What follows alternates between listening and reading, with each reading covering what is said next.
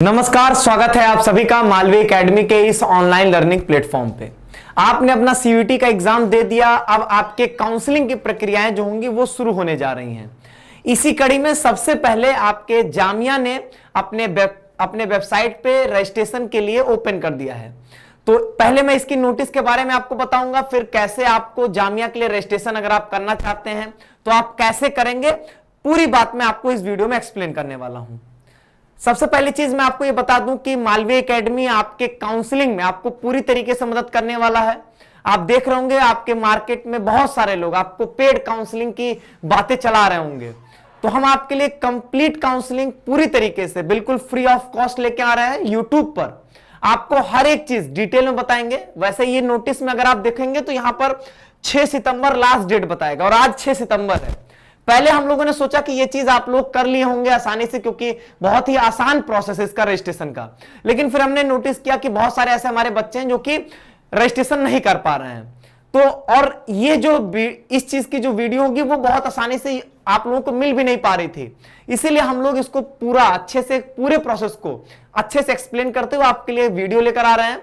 और किसी भी चीज के लिए आपको परेशान होने की या पैसे देने की कहीं पर भी कोई जरूरत नहीं है। कंप्लीट आपको YouTube पे हर एक यूनिवर्सिटी के लिए, आप किस यूनिवर्सिटी के लिए अप्लाई किए हैं, किस कोर्स के लिए अप्लाई किए हैं और किस यूनिवर्सिटी के बारे में आप डिटेल रूप में जानना चाहते हैं, ये कमेंट बॉक्स में बता दीजिएगा, तो हम लोग उसके बारे में डिटेल्स आपको बता भी देंगे। बाकी पूरी काउंसलिंग प्रोसेस किसी भी यूनिवर्सिटी के लिए क्या होगी वो हम कंप्लीट आपको वीडियो में बताएंगे। जैसे कि आज इस वीडियो में जामिया से रिलेटेड हर एक चीज मैं आपको हर एक स्टेप भर के दिखाऊंगा, कैसे फॉर्म का हर एक स्टेप 5-6 स्टेप में जो भी पूरा फॉर्म है, पूरा फॉर्म मैं आपको भर के भी दिखाऊंगा। देखिए बच्चों, अभी जो इस यूनिवर्सिटी की अगर हम बात करें जामिया की, तो जामिया के लिए रजिस्ट्रेशन में आपको फीस लगेगी। डीयू का जो प्रोसेस आया था उसमें भी लगा था कि नॉन रिफंडेबल फीस उसमें भी लगने वाली है। तो आपको हर एक यूनिवर्सिटी के अप्लाई करने के लिए भी फीस देना है। आप फिर से काउंसलिंग करवाने के लिए फीस दोगे तो इतना ज्यादा फीस देने की जरूरत नहीं है। जो ऑफिशियल फीस मांगी जा रही है यूनिवर्सिटी की तरफ से वही दीजिए आप, बाकी आपको कंप्लीट गाइडेंस हमारे चैनल पर मिलेगी। तो सबसे पहले मैं आपको नोटिस के बारे में यहां पर बता दूं कि जामिया की अगर ऑफिशियल वेबसाइट पे आप जाएंगे, अभी मैं सब कुछ बताता हूं, आराम से डिटेल में सब कुछ पता चलेगा। तो यहां पर ये लिख रहा है कि इन्होंने 3 सितंबर से 6 सितंबर के बीच में रजिस्ट्रेशन के लिए ओपन किया है, जो सीयूईटी के थ्रू अपना टेस्ट देकर आ रहे हैं बच्चे। तो सबसे पहले बहुत ऐसे बच्चे होंगे जिनको पता ही नहीं होगा कि जामिया के लिए किस वेबसाइट पे हमको जाना है, कहां पर जाना है। तो एक बात समझिएगा, जामिया के लिए वेबसाइट आज से नोट कर लीजिए, jmicoe.in। ठीक है, वेबसाइट क्या है, jmicoe.in, यहां पर ऊपर ये लिख रहा है। ठीक है, और इस वेबसाइट का लिंक मैं डिस्क्रिप्शन बॉक्स में दे दूंगा, ताकि आप डायरेक्ट क्लिक करोगे तो आप यहां पर आ जाएंगे। ठीक है, ध्यान से देख लीजिए। यहां पे आने के बाद देखिए सारी नोटिसेस यहां पर होती हैं, और जिस नोटिस को मैंने पढ़ के दिखाया वो यहां पर अवेलेबल है। ठीक है, अब यहां पर आ जाइए। अब कहां से हमारा प्रोसेस शुरू होगा रजिस्ट्रेशन करने का, तो यहां पर देखेंगे एडमिशन लिखा होगा ग्रीन कलर में। तो यहां पर आप नीचे आओगे, नीचे आप जब यहां पर आएंगे तो यहां पर आपको मिलेगा click here to apply for the UG PG BTech. तो आपको यहां पर ध्यान से देख लीजिएगा, यहां पर ये जो लिख रहा है click here to apply for UG PG, इसी पे आपको क्लिक करना है। किसी और में क्लिक मत कर दीजिएगा, नहीं तो आप एडमिशन कहीं और कर ले जाएंगे अपना। ध्यान दीजिएगा, click here to apply for UG PG BTech. जैसे आप इस पे क्लिक करोगे आपके सामने कुछ ऐसा पोर्टल जो है वो ओपन हो जाएगा। ठीक है, यहां पर देख लीजिए। अब यहां पर क्या करना है, आपको इस कोने में आइए, यहां पर आपको न्यू रजिस्ट्रेशन करना है, क्योंकि आपने पहले से कभी रजिस्ट्रेशन नहीं किया हुआ है जेएमआई के वेबसाइट पे। तो यहां पे न्यू रजिस्ट्रेशन पे क्लिक करना है आपको। अच्छा, रजिस्ट्रेशन के लिए क्या क्या चीजों की रिक्वायरमेंट होगी पहले ध्यान से सुन लीजिए। आपको एक मोबाइल नंबर, एक ईमेल आईडी, अपना फोटो, अपना सिग्नेचर और 12th की मार्कशीट, इतनी की रिक्वायरमेंट है। अगर आपका 12th का रिजल्ट नहीं आया है तो रिजल्ट अवेटेड का ऑप्शन है, उस पर आप क्लिक कर दोगे तो आपको वहां पे अपना रिजल्ट नहीं सबमिट करना पड़ेगा। लेकिन मेरे हिसाब से शायद ही ऐसा कोई बोर्ड होगा, मेरे जानकारी में ऐसा कोई बोर्ड नहीं जिसका रिजल्ट अभी तक नहीं आया है। तो आपका रिजल्ट आ चुका है, तो आपको क्या क्या रखना है अपने पास, एक मोबाइल नंबर, एक ईमेल आईडी, फोटो, सिग्नेचर और 12th की मार्कशीट। इतना आप अपने पास रख लोगे, फॉर्म आप भर ले जाएंगे। और मैं आपको ये भी अभी बताने वाला हूं कि किस तरीके से आप यहां पर अपने फोटो सिग्नेचर के साइज वाइज में कैसे सही कर सकेंगे। दुनिया के किसी भी फॉर्म का, आप कोई भी फॉर्म भर रहे हो, अगर उसमें साइज का इशू आ रहा है कि 4.5 सेंटीमीटर गुड़े 3.5 सेंटीमीटर किसमें करना है, कैसे करेंगे एडिट इसको, उसको मैं आज आपको सिखा भी दूंगा। ठीक है, परेशान मत होइएगा, हर एक स्टेप हम लोग देख लेंगे। तो सबसे पहले रजिस्ट्रेशन कर लीजिए। रजिस्ट्रेशन में आपको बेसिकली इसमें 3 चीज, मोबाइल नंबर, ईमेल आईडी, और आपको यहां पे मोबाइल नंबर, ईमेल आईडी, 2 ही चीज, और पासवर्ड। यहां पर आपको 3 चीजों की रिक्वायरमेंट होने वाली है, और पासवर्ड आपको क्रिएट करना है, अपना ईमेल आईडी वाला पासवर्ड नहीं दे देना है। अच्छा, एक बात के यहां पर और ध्यान दीजिएगा, अपना मोबाइल नंबर और ईमेल आईडी वही दीजिएगा जो कि एक्टिव होगा। ऐसा मत दे दीजिएगा जो कि आप उसका पासवर्ड नहीं पता, वो लॉगिन नहीं है। ऐसी ईमेल आईडी जो लॉगिन है, उसका आईडी पासवर्ड आपको पता है, और ऐसा मोबाइल नंबर जो कि एक्टिव है और एक्टिव रहेगा अगले 4-5 महीने तक, जब तक आप यूनिवर्सिटी में पढ़ने न लगे। ठीक है, शुरू करते हैं। यहां पे तो सबसे पहले यहां पे नाम भरना है। तो मैं कोई यहां पर ओरिजिनल नाम नहीं भर रहा हूं, बस मैं आपको एक प्रोसेस करके दिखा दे रहा हूं, बाकी आप ऐसे आप सही सही भरिएगा। फिर यहां पर आप जो है अपना डेट ऑफ बर्थ जो होगा वो यहां पर आप सेलेक्ट कर लीजिएगा। ठीक है, चलिए अब इसके बाद यहां पर आपको जेंडर सेलेक्ट करना है। यहां पर अपने पिताजी का नाम जो होगा वो डाल दीजिएगा, यहां पे माताजी का नाम डाल दीजिएगा। अब यहां पर सबसे मोस्ट इंपॉर्टेंट स्टेप है ईमेल आईडी। ये गलत मत डालिएगा क्योंकि एक एक्टिवेशन कोड जाएगा, अगर वो एक्टिवेशन कोड आपने नहीं डालेंगे तो आपका एक्टिवेट नहीं होगा, और एक्टिवेट नहीं होगा तो आगे आप बढ़ नहीं पाओगे। ठीक है, तो यहां पर हम अपनी ईमेल आईडी डाल देते हैं, BHU world online class @gmail.com। ठीक, अब यहां पर देखिए पासवर्ड आप कैसे बनाएंगे। पासवर्ड ऐसे बनाइएगा कि जैसे इसमें जो है आप एक कैपिटल लेटर कम से कम, बाकी स्मॉल लेटर, नंबर और स्पेशल कैरेक्टर, इन सब का कॉम्बिनेशन रखिएगा। और उसका सबसे बेस्ट एग्जांपल होता है बताने के लिए कि जैसे वैभव @123 रख देंगे तो उसमें वैभव का V जो होगा वो कैपिटल कर देंगे, बाकी आपका स्पेशल कैरेक्टर, नंबर सब आ जाएगा वहां पे। बाकी आप जो चाहो वैसा पासवर्ड बनाओ, पासवर्ड के लिए कोई इसमें दिक्कत नहीं है, बस पासवर्ड को याद रखिएगा। ऐसा ना हो कि आप पासवर्ड ही नहीं याद रखे हैं, और नहीं भी याद रहेगा ना तब भी मैं आपको एक तरीका बताता हूं अभी कि कैसे आपको पासवर्ड मिल जाएगा। यहां पर मोबाइल नंबर डाल दीजिए। ठीक है, अब यहां पर इस कैरेक्टर को आपको डालना पड़ेगा, CONGOJAR। ठीक, चलिए अब यहां पर कह रहा है कि एक बार इसको कंफर्म कर लीजिए, एंड देन आफ्टर जो होगा यहां पर आपका ये रजिस्ट्रेशन हो जाएगा। अब देखिए यहां पर आगे ये क्या बोल रहा है, यहां पर ये बोल रहा है कि भैया देखो आपको यहां पर एक्टिवेशन कोड दिया गया होगा, अब आपको पहले एक्टिवेट करना है, देन आपको यहां पर अपना एप्लीकेशन फॉर्म भरना है। यहां पर आइए, पहले बैक टू होम पेज पे जाइए यहां पे, और यहां पर आपको क्या करना पड़ेगा, यहां पर आपको एक्टिवेट योर अकाउंट पे क्लिक करना है। एक्टिवेट योर अकाउंट पे जैसे आप क्लिक करने जाओगे तो यहां पर आपको अपनी ईमेल आईडी और ईमेल आईडी पर जो आपकी एक्टिवेशन कोड या ओटीपी गया होगा उस ओटीपी को यहां पर आपको भेजना है। ठीक है, तो ओटीपी मैं आपके देख के डाल देता हूं यहां पे।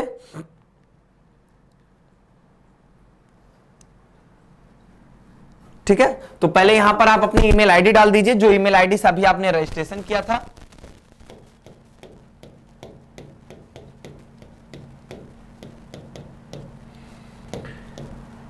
ठीक है, उसके बाद यहां पर आपको जो ओटीपी आई होगी आपके मेल पे उसको आप यहां पर डाल देंगे।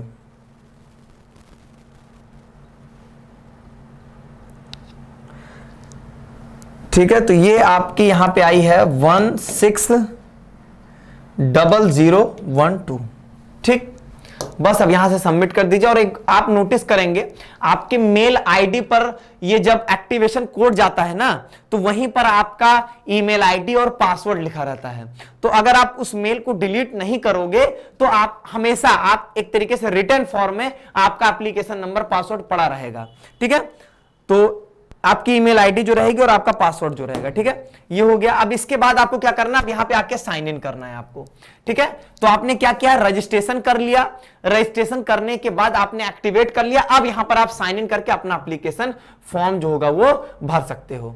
ठीक है, अब जैसे आप ईमेल आईडी और पासवर्ड आपने डाला, उसके बाद आपके सामने कुछ ऐसा खुल जाएगा। यहां पर माई एप्लीकेशन में जाइए। अब यहां पर सबसे पहला काम आपका होगा, अपना कोर्स सेलेक्ट कर लीजिए।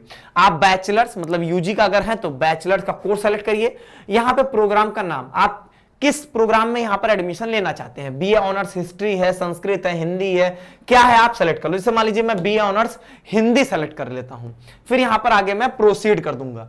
यहां पे कह रहा है कि आपने इसकी एलिजिबिलिटी कंडीशंस को पहले पढ़ चुके हैं, तो हम कहेंगे हाँ ठीक है मैंने पढ़ लिया है। अब यहां पर आपके सामने देखिए, आपके सामने स्टेप आ चुके हैं। अपना एप्लीकेशन फॉर्म भरना है, फोटो सिग्नेचर डालनी है, academic detail, document detail, preference entry and preview and confirm. इतना काम आपको यहां पे करना है। तो सबसे पहले यहां पर हम लोग भरेंगे अपना एप्लीकेशन फॉर्म। एप्लीकेशन फॉर्म आप भरने जाओगे तो यहां पर सबसे पहला काम होगा आपका CUET application number. CUET application number आपको सबसे पहले यहां पे भरना है। अब सीयूईटी एप्लीकेशन नंबर आप अपना बहुत सावधानी से और बहुत ध्यान से भरिएगा, क्योंकि मोस्ट इंपॉर्टेंट यही है आपका, क्योंकि आपका स्कोर कार्ड यूज करेंगे ये, तो आपका एप्लीकेशन नंबर गलत होगा तो सब कुछ गलत हो जाएगा। तो अभी तो मैं फिलहाल तो वैसे ही कुछ भी डाल दे रहा हूं, लेकिन आप लोग बहुत सावधानी से भरिएगा, ठीक है। यहां पर कैंडिडेट का नाम ये सब ऑलरेडी हम लोग भर चुके थे। यहां से कैटेगरी सेलेक्ट करना है, तो कैटेगरी आप अपनी सेलेक्ट कर लीजिएगा। डेट ऑफ बर्थ यहां पर पहले से पड़ चुका है। नेशनलिटी डालनी है आपको, इंडियन या कुछ बाहरी है तो बाहरी डाल दीजिएगा। अपना ब्लड ग्रुप यहां पर डाल दीजिएगा, मैंडेटरी है डाल दीजिएगा, नहीं पता है तो अपने मम्मी पापा वाला डाल दीजिएगा या इसको चेक करवा लीजिएगा, ठीक है। गार्जियन नेम आप यहां पर अपना दे दीजिएगा, अगर आप यहां पे नहीं तो अपने पापा का नाम ही दे सकते हैं, ठीक है। इमरजेंसी मोबाइल नंबर आपको कुछ देना है, तो यहां पर एक इमरजेंसी का कोई भी मोबाइल नंबर यहां पर आप दे दीजिएगा, ठीक है।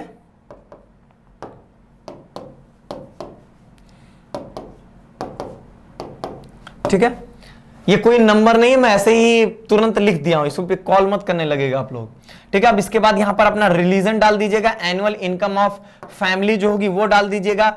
आप कश्मीरी कैटेगरीज हैं या नहीं है, कश्मीरी माइग्रेंट हैं या नहीं है, एनसीसी हैं या नहीं है, एनएसएस हैं या नहीं है, वो डाल दीजिए। यहां पर आपको अपना आधार नंबर जो है वो देना होगा, ठीक है।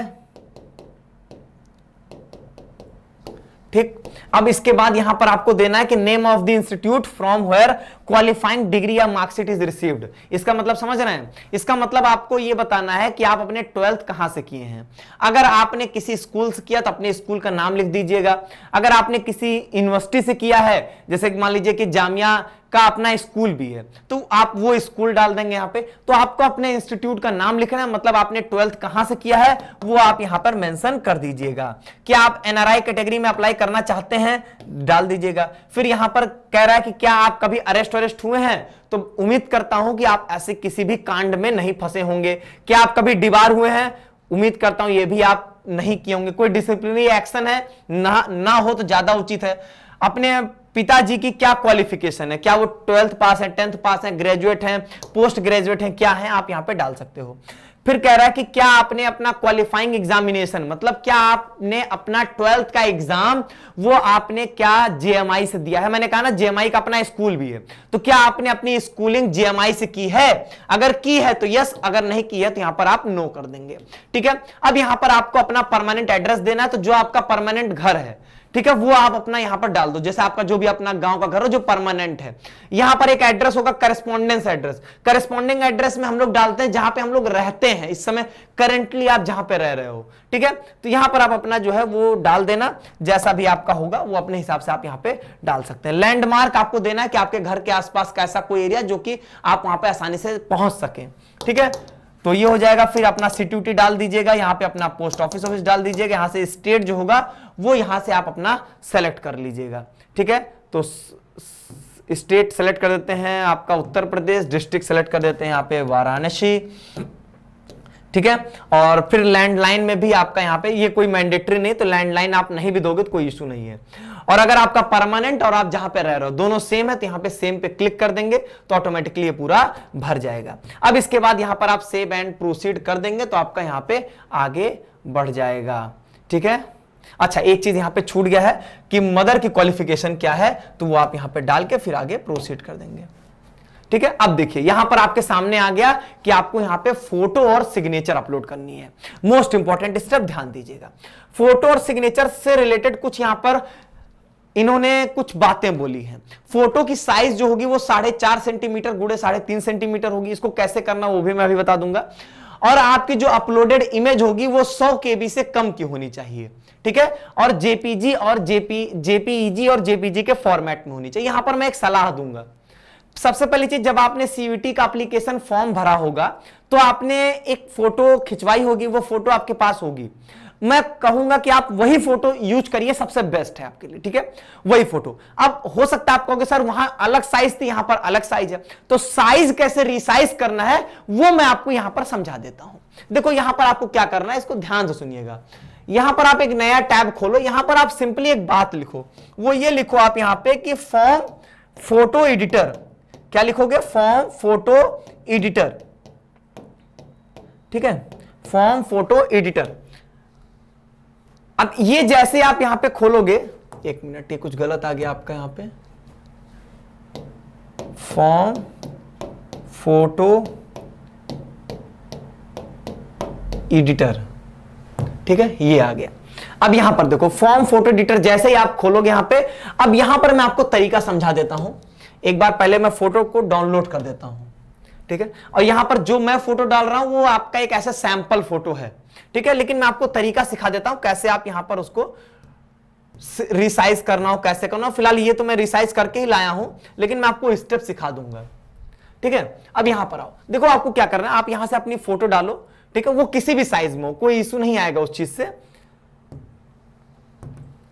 ठीक है, कैसे भी साइज, किसी भी साइज में होगा, ठीक है। अब यहां पर इसको आप ओपन करो। ओपन करने के बाद यहां पर आप इसके जाओगे कहां पे, इसके सेटिंग में जाओगे। सेटिंग में जाओगे तो यहां पर आपके सामने देखो, ये किसी भी फॉर्म के लिए आप कोई भी फॉर्म भरोगे किसी भी यूनिवर्सिटी का, तो कोई भी साइज मांगेगा, तो यहां पे आपको क्या करना, अगर आपको पिक्सल में चाहिए, सेंटीमीटर चाहिए, मोस्टली सब सेंटीमीटर में होता है, तो सेंटीमीटर में आ जाइए।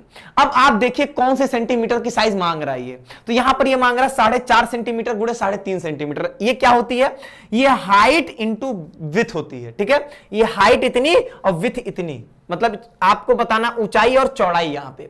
तो आप देखोगे तो 4.5 सेंटीमीटर ज्यादा, मतलब और हाइट ज्यादा दिख भी रही होगी इस फ्रेम में आपको, तो आपको 4.5 यहां पर हाइट रखनी है और 3.5 आपको यहां पे विथ रखनी है। तो 3.5 ये और 4.5 आप ये कर दोगे, ठीक है। और यहां पर आपको मैक्सिमम साइज कितनी चाहिए, वो लिख रहा है 100 KB के अंदर, तो हम क्या करेंगे, इसको लिख देंगे 50 KB में। और जैसे ही आप यहां पे सेव करोगे ये आपका यहां पे रिसाइज हो जाएगा और ये आपका हो गया, ये आपका साइज सही हो गया। अब क्या करना है, डाउनलोड करना है। डाउनलोड करने पूछेगा जेपीजी या जेपीईजी, तो आप जेपीजी क्लिक करके यहां पे डाउनलोड कर लेना, आपकी फोटो तुरंत डाउनलोड हो जाएगी और उस फोटो को आप अपलोड कर देना, कभी भी गलत नहीं होगा, कभी जीवन में नहीं गलत होगा, ठीक है। तो इसी तरीके से किसी भी यूनिवर्सिटी की आप फोटो और सिग्नेचर में आराम से यहां पे रिसाइज कर सकते हैं, ठीक है। तो पहले यहां से फाइल को चूज कर लीजिए, ठीक है। तो यहां पर आपका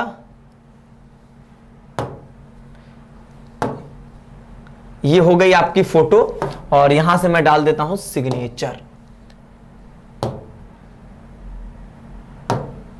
ठीक है। ये होगी सिग्नेचर, फोटो और सिग्नेचर यहां पर आपकी अपलोड हो गई। और सिग्नेचर में साइज की बात नहीं कर रहा है यहां पर, ये केवल मतलब साइज की बात नहीं कर रहा, बाकी आपका यहां पे 100 KB के अंदर अंदर की फोटो होनी चाहिए। अब यहां पर जैसे आप सेव एंड प्रोसीड करोगे आपका काम हो गया।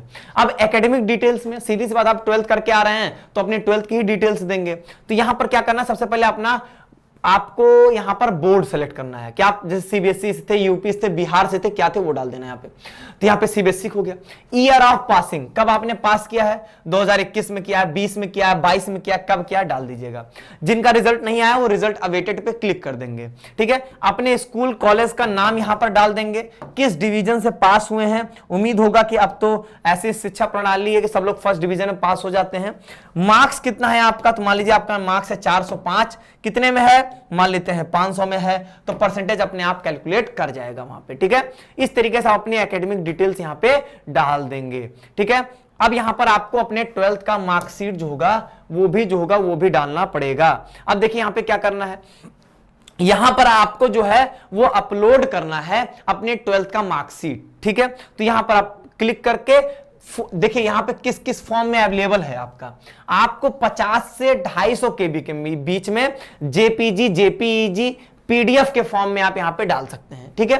तो चाहे फोटो के फॉर्म में चाहे पीडीएफ के फॉर्म में आप यहां पे डाल सकते हैं। साइज आपकी 50 से 250 केबी के बीच में ही होनी चाहिए, ठीक है।